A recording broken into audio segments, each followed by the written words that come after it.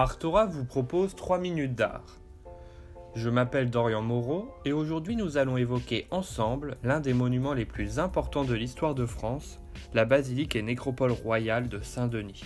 À l'origine une simple église, l'édifice se tient sur le lieu d'inhumation présumé de Saint-Denis, martyr chrétien dans les années 250. Saint-Denis est selon la légende un saint céphalophore, c'est-à-dire porteur de tête, puisque, décapité sur le Montmartre, Denis aurait ensuite marché vers le nord, sa tête sous le bras, jusqu'à l'endroit où se tient de nos jours la basilique. Toutefois, l'église n'était pas vouée à ses débuts à recevoir les dépouilles royales, même si au 7e siècle, Dagobert et la reine Arégonde s'y font déjà enterrer.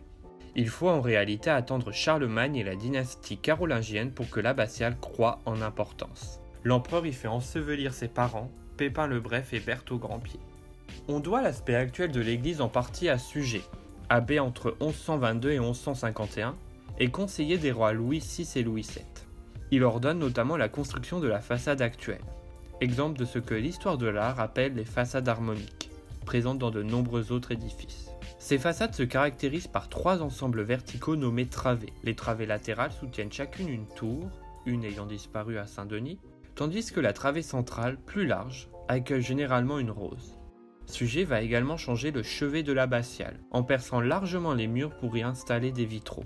Ces travaux sont reliés à la philosophie de Suger, dite de la lux continua, ou lumière continue, selon laquelle la lumière, circulant dans l'édifice, permet d'établir une communication entre les fidèles et Dieu. Au XIIIe siècle, la nef est finalement reconstruite en suivant les principes du gothique dit rayonnant. Le bâtiment est plus vertical, plus aéré, toujours dans cette idée de circulation de la lumière. C'est dans ces années que Saint-Denis devient véritablement la nécropole royale des Capétiens. La disposition actuelle des tombeaux a été voulue par Philippe Auguste, pour illustrer l'unification des 3 dynasties franques via sa femme, descendante de la dynastie carolingienne, et leur fils Louis VIII. Le père et le fils sont ainsi au centre, face à face, tandis que les mérovingiens et carolingiens sont situés au sud et les capétiens au nord. Parmi ces tombeaux, certains sont des chefs-d'œuvre de la sculpture, comme par exemple ceux de Louis XII et Anne de Bretagne, et d'Henri II et Catherine de Médicis, qui obéissent à la même disposition, gisant en bas, priant en haut. Par la suite, Saint-Denis va connaître plusieurs projets de travaux, notamment des chapelles funéraires pour les Valois puis les Bourbons, qui n'aboutissent pas cependant.